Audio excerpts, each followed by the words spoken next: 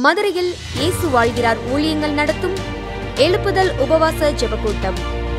நாள் பிப்ரவரி 15. நேரம் காலை 9:30 மணி முதல் மதியம் 2:30 மணி வரை. தேவ செய்தி மற்றும் ஜெபம் சகோதரர் எல். வின்சென்ட்ராஜ். என் குடும்பத்தின் மேல் கண்ணோக்கமாயிருக்க போகிறார். நாங்கள் பழுகவும் பெருகவும் விரிவடைவும் சுகத்தோடும் பலத்தோடும் சமாதானத்தோடு வாழவும் ஆண்டவர் இந்த வருஷம் எனக்கு அனுக்கிரகம் செய்ய போகிறார். கர்த்தருடைய வருஷம் என் மேல் வருகிறது. சகோதரி கலா வின்சென்ட்ராஜ். தம்மை நோக்கி கூப்பிடுகிற யாவருக்கும், உண்மையாய் அவரை நோக்கி கூப்பிடுகிற யாவருக்கும் சமீபமாயிருக்கிற கர்த்தர் உங்க இருதயத்தை தமது ஆவியினால் நிரப்பி விடுவார். அல்லேலூயா. இடம் இயேசு அழைக்கிறார் Jebagopuram, bypass road, Palanganatham, PRC depot அருகில், மதுரை. தெய்வ பிள்ளைகளே, இந்த உபவாச ஜெபத்தில் கலந்து கொண்டு தேசத்தின் எழுப்புதலுக்காக இணைந்து ஜெபிப்போம் வாருங்கள். மேலும் விவரங்களுக்கு 94000449.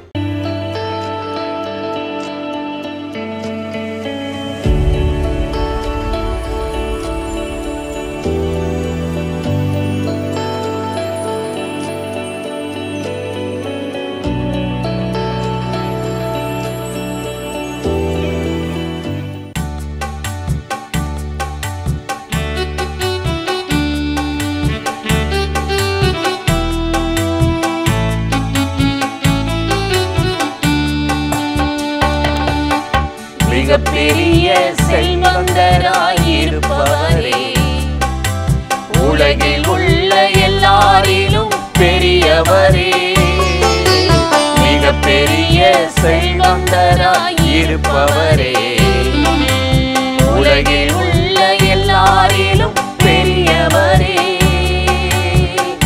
உமக்கு ஒப்பானவர் யாருண்டு? உமக்கு நிகரானவர் எவருண்டு? உமக்கு ஒப்பானவர் யாருண்டு? உமக்கு நிகரானவர் எவருண்டு? செல்வந்தரே, உயர்வான செல்வந்தரே, செல்வந்தரே, என் இயேசு ராஜன் நீரே. ஆராதனை ஆராதனை ஆராதனை எங்கள் செல்வந்தருக்கே. ஆராதனை ஆராதனை ஆராதனை இயேசு ராஜனுக்கே.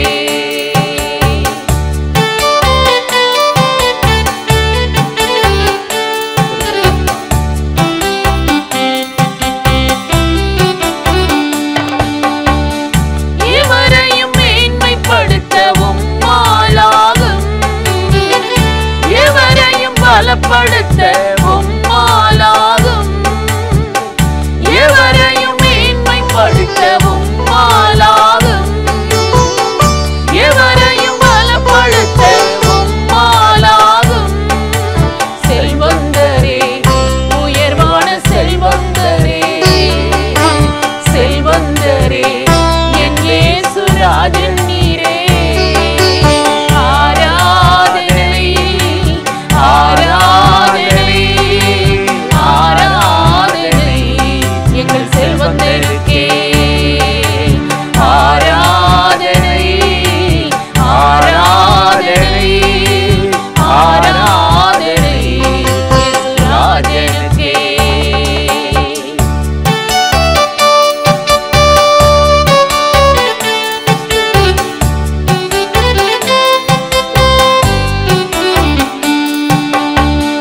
தாழ்ந்தோரை என்றுமே நீர் மறப்பதில்லையே,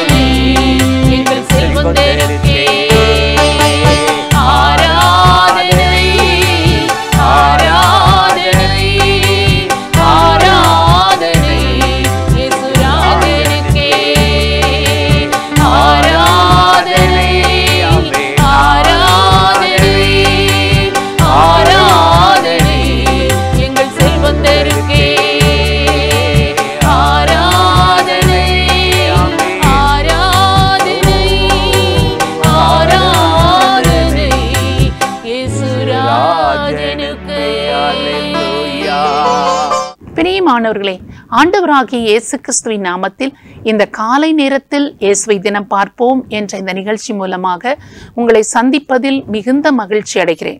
உபாகமம் 23ஆம் அதிகாரம் 5வது வசனத்தில் நாம் வாசிக்கிறோம், உன் தேவனாகிய கர்த்தர் பிலேயாமுக்கு செவி கொடுக்க சித்தம் இல்லாமல் உன் தேவனாகிய கர்த்தர் உன்மேல் அன்பு கூர்ந்தபடியினால் உன் தேவனாகிய கர்த்தர் அந்த சாபத்தை உனக்கு ஆசீர்வாதமாக மாற பண்ணினார் என்று சொல்லி ஒரு அழகான வசனத்தை நாம் வாசிக்கிறோம்.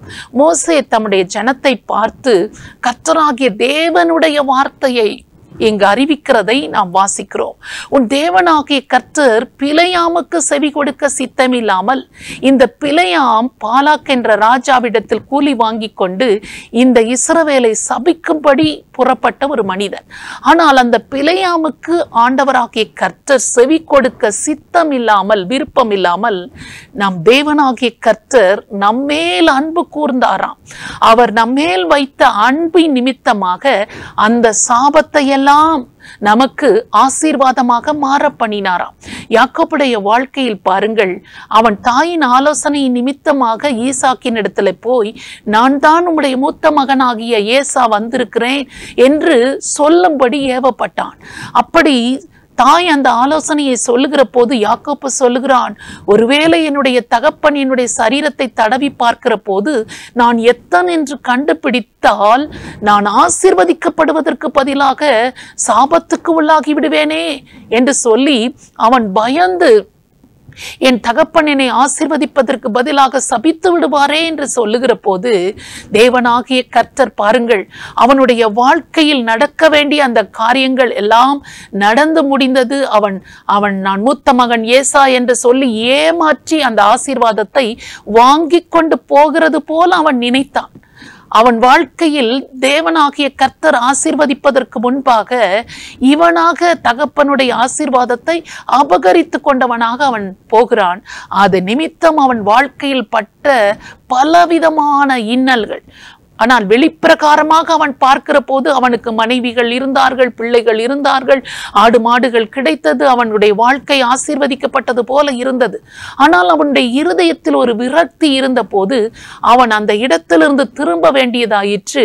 இப்பொழுது ஆண்டவரை பார்த்து ஒரு வார்த்தை கேட்கிறான், இதுவரையிலும் நான் பெற்றிருந்த ஆசீர்வாதம் எல்லாம் எனக்கு ஆசீர்வாதமாகவே தெரியவில்லை.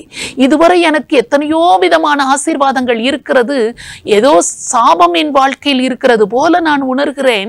இப்பொழுது நீர் என்னை ஆசீர்வதித்தால் ஒழிய உம்மை நான் போக விட மாட்டேன் என்று சொல்லி ஆண்டவரை பார்த்து அவருடைய பாதத்தை பிடித்து கொண்டு அவன் போராடுகிறான் என்று வேதத்தில் வாசிக்கிறோம்.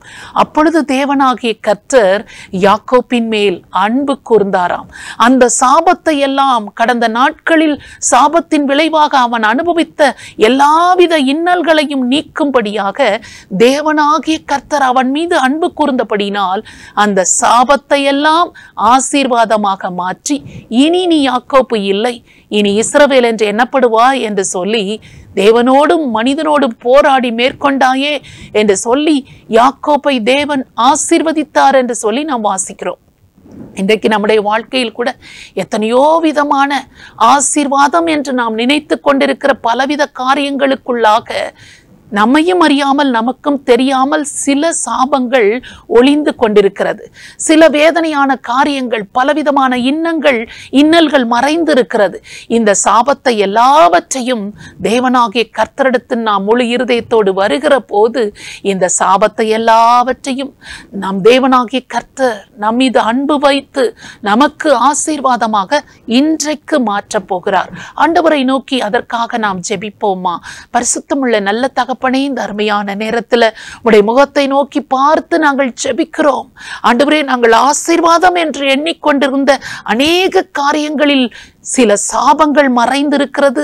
ஆண்டவரே, அவைகளை எல்லாவற்றையும் நீர் எங்களுக்கு காண்பித்து, அது மாத்திரமல்ல, இந்த சாபங்களை எல்லாவற்றையும் எங்களுக்கு ஆசீர்வாதமாக்கி தருகிற கர்த்தராகிய தேவன் நீர், ஆண்டவராகிய இயேசு கிறிஸ்து நீர் எங்களுக்காக சாபமாகி எல்லாவித சாபத்திலிருந்தும் நீங்களாக்கி மீட்டுக் கொண்டீர் என்ற விசுவாசத்தை கொடுத்து இந்த சாபத்தை எல்லாவற்றையும் எங்களுக்கு ஆசீர்வாதமாக்கி தந்து ஒவ்வொருவரையும் நீர் ஆசீர்வதிக்க வேண்டும் என்று சொல்லி உமை நோக்கி நாங்கள் ஜெபிக்கிறோம். இந்த காலை நேரத்தில் யாரெல்லாம் ஆண்டவரே எங்கள் வாழ்க்கையில் இதெல்லாம் ஆசீர்வாதம் போல் இருக்கிறது, ஆனால் ஆசீர்வதிக்கப்பட்டதை நிறைவை நான் உணர முடியவில்லை, இந்த சாபங்களை எல்லாவற்றையும் என்னை விட்டு நீர் எடுத்து போடும் என்று சொல்லி யாரெல்லாம் கேட்கிறார்களோ ஒவ்வொருவர் வாழ்க்கையிலும் இருக்கிற அந்த சாபங்களை எல்லாம் நீக்கி அவர்கள் மீது நீர் வைத்திருக்கிற அன்பை வெளிப்படுத்தும்படியாக நாங்கள் ஜெபிக்கிறோம்.